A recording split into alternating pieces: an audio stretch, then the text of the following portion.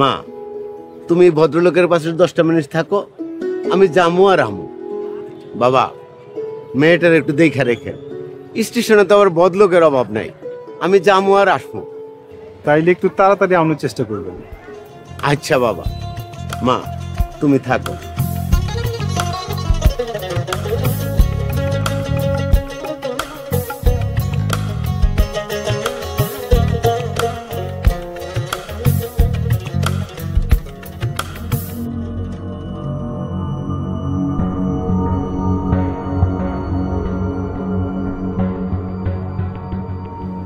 এই মেয়ে, তোমার বাবা 10 মিনিটের কথা বললে এখন তো আধা ঘন্টা হয়ে গেল, এখনো আসতেছে না। তোমার বাবার মোবাইল নাম্বারটা একটু দাও তো। কেমন মাইয়া তুমি? তোমার বাবার মোবাইল নাম্বার তোমার কাছে নাই? কি কথা কইতেছ না কেন? তুমি বোবা নাকি? বিরক্তিকর।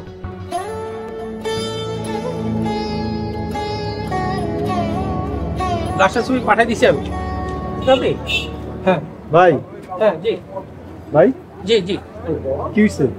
ওইখানে তো একটা লোক মারা গেছে। ইন্না লিল্লাহি ওয়া ইন্না ইলাইহি রাজিউন। কেন কি হইছিল? পাশের তলে পড়ে অ্যাক্সিডেন্ট করে মারা গেছে। লোকটা দেখতে কেমন ভাই? একটু বয়স্ক, আমি একটা ছবি তুলে রাখছি।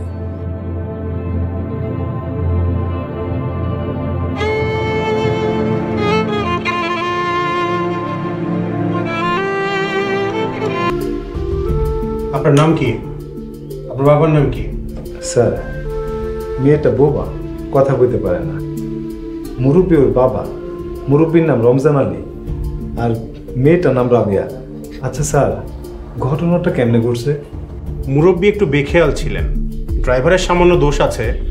ড্রাইভার যদিও পালিয়েছে, আমরা তাকে ধরার চেষ্টা করছি। স্যার তাইলে এখন আমি কি করব? আপনি এক কাজ করেন, এর পরিবারকে খবর দিন। স্যার আমি তো কারো চিনি না, আপনারা কইলাম না মুরব্বী আমার কাছে 10 মিনিট লাগে রেখে গেছে।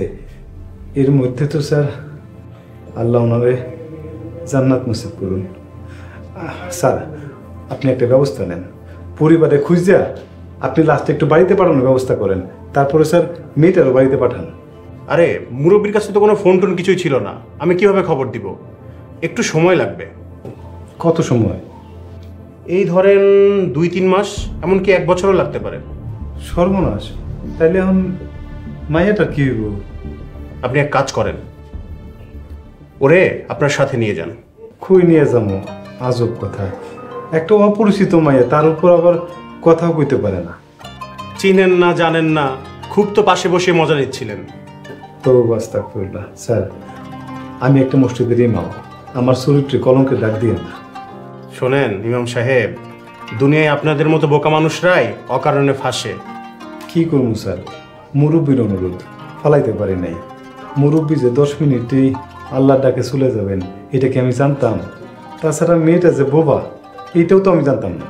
ইমাম সাহেব, আমরা আশেপাশের থানায় খোঁজ লাগিয়েছি, যদি কোনো খোঁজ পাই তাহলে আপনাকে জানাবো। জানালে আপনি মেয়েটাকে নিয়ে আমার থানায় চলে আসবেন। সে পর্যন্ত আপনি ওনাকে আপনার বাসাতেই রাখুন। স্যার আমি তো একলা থাকি, মানুষজন তো মন্দ কইব।